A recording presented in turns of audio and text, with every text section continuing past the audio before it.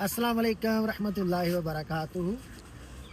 सारे वीर भरा ਜਿਹੜੇ ਯੂਨਾਨ 'ਚ ਰਹਿੰਦੇ ਹੋ ਔਰ ਚਾਹੇ ਤੁਸੀਂ ਪਾਕਿਸਤਾਨੀ ਹੋ, ਇੰਡੀਅਨ ਹੋ, ਬੰਗਾਲੀ ਹੋ ਜਾਂ ਕਿਸੇ ਵੀ ਤੁਸੀਂ ਕੰਟਰੀ ਤੋਂ ਬਿਲੋਂਗ ਕਰਦੇ ਹੋ, ਪਲੀਨੀ ਪੈਰਾਫੇਰੀਆ ਵਾਸਤੇ ਅਪਡੇਟ ਹੈ ਵੇ ਕਿ ਸਾਰੇ ਉਹ ਵੀਰ ਭਰਾ ਜਿਨ੍ਹਾਂ ਦੇ ਫਿੰਗਰ ਹੋ ਚੁੱਕੇ ਨੇ ਜਾਂ ਜਿਨ੍ਹਾਂ ਦੇ ਫਿੰਗਰ ਨਹੀਂ ਹੋਏ, ਔਰ ਜਾਂ ਫਿਰ ਉਹ ਵੀਰ ਭਰਾ ਜਿਨ੍ਹਾਂ ਨੇ ਪੇਪਰ ਰੀਨਿਊਅਲ ਵਾਸਤੇ ਉੱਥੇ ਅਪਲਾਈ ਕੀਤੇ ਨੇ, ਜਾਂ ਫਿਰ ਜਿਨ੍ਹਾਂ 3 ਸਾਲ ਇਮੀਗ੍ਰੇਸ਼ਨ ਅਪਲਾਈ ਕੀਤੀ ਹੈ, ਚਾਹੇ 7 ਸਾਲ ਇਮੀਗ੍ਰੇਸ਼ਨ ਅਪਲਾਈ ਕੀਤੀ।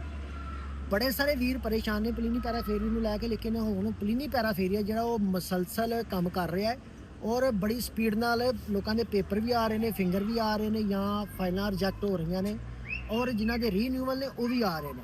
ਲੇਕਿਨ ਇਹ ਵੀਡੀਓ ਪੈਗਾਮ ਸਪੈਸ਼ਲੀ ਉਹਨਾਂ ਅਫਰਾਦ ਦੇ ਵਾਸਤੇ ਜਿਨ੍ਹਾਂ 3 ਸਾਲਾਂ ਜਾਂ 7 ਸਾਲਾਂ ਇਮੀਗ੍ਰੇਸ਼ਨ ਅਪਲਾਈ ਕੀਤੀ ਹੈ ਕਿ ਹੁਣ ਤੁਸੀਂ ਜਿਹਨੇ ਈਮੇਲ ਆਪਣੇ ਸਬਮਿਟ ਕੀਤੇ ਨੇ, ਜਿਵੇਂ ਤੁਸੀਂ ATC ਕੀਤੀ ਪੇਪਰ ਅਪਲਾਈ ਕੀਤੇ ਤੁਹਾਡੇ ਵਕੀਲ ਨੇ, ਤੇ ਆਪਣੀ ਈਮੇਲ ਚੈੱਕ ਕਰਦਿਆਂ ਰਹੋ।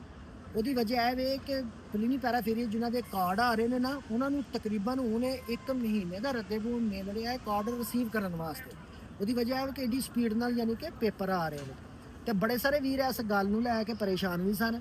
ਤੇ ਤਮਾਮ ਦੇ ਵਾਸਤੇ ਆਹੀ ਮੈਸੇਜ ਕਿ ਆਪਣੀ ਈਮੇਲ ਲਾਜ਼ਮ ਚੈੱਕ ਕਰਦੇ ਰਹੋ, ਆਪਣੇ ਪੇਪਰ ਲਾਜ਼ਮ ਸਟੇਟਸ ਚੈੱਕ ਕਰਦੇ ਰਹੋ। ਔਰ ਉਸ ਤੋਂ ਬਾਅਦ ਉਹ ਵੀਰ ਭਰਾ ਜਿਹੜੇ ਇਹ ਬਾਤ ਬਾਰ-ਬਾਰ ਪੁੱਛਦੇ ਵੀ ਨੇ WhatsApp ਤੇ ਮੈਸੇਜ ਕਰਕੇ ਕਿ ਹੁਣ ਸੁਣਿਆ ਜੀ ਯੂਨਾਨ ਦੇ ਅੰਦਰ ਇਹ ਕਾਨੂੰਨ ਹਕੂਮਤ ਯੂਨਾਨ ਨੇ ਪਾਸ ਕਰ ਦਿੱਤਾ ਹੈ ਕਿ ਅੱਗੋਂ ਜਦੋਂ ਵੀ ਕਾਰਡ ਮਿਲਣ ਕਰਨਗੇ, ਤੁਸੀਂ ਅਗਰ 3 ਸਾਲਾ ਪੇਪਰ ਅਪਲਾਈ ਕੀਤੇ ਜਾਂ 7 ਸਾਲਾ, ਉਹ ਉਦੋਂ ਦੀ ਡੇਟ ਇਸ਼ੂ ਹੋਏਗੀ ਜਿਸ ਦਿਨ ਪੈਰਾਫੇਰੀਆ ਤੁਹਾਨੂੰ ਕਾਰਡ ਜਾਰੀ ਕਰੇਗਾ। ਤੇ ਮੇਰੇ ਭਾਈ ਹਾਲੇ ਤੱਕ ਇਸ ਤਰ੍ਹਾਂ ਦਾ ਕੋਈ ਸੀਨ ਨਹੀਂ ਹੈ।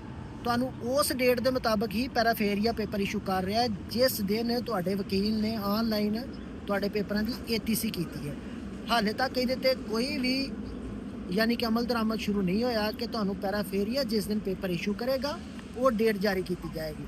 ਬਾਕੀ ਸਾਰੇ ਵੀਰ ਭਰਾ ਈਮੇਲ ਵਗੈਰਾ ਆਪਣੀ ਜਿਹੜੀ ਤੁਸੀਂ ਸਬਮਿਟ ਕੀਤੀ ਹੈ ਪੇਪਰ ਅਪਲਾਈ ਕਰਨ ਲਈ ਉਹ ਚੈੱਕ ਕਰਦੇ ਰਹੋ ਔਰ ਆਪਣਾ ਸਟੇਟਸ ਵੀ ਲਾਜ਼ਮ ਚੈੱਕ ਕਰਦੇ ਰਹੋ।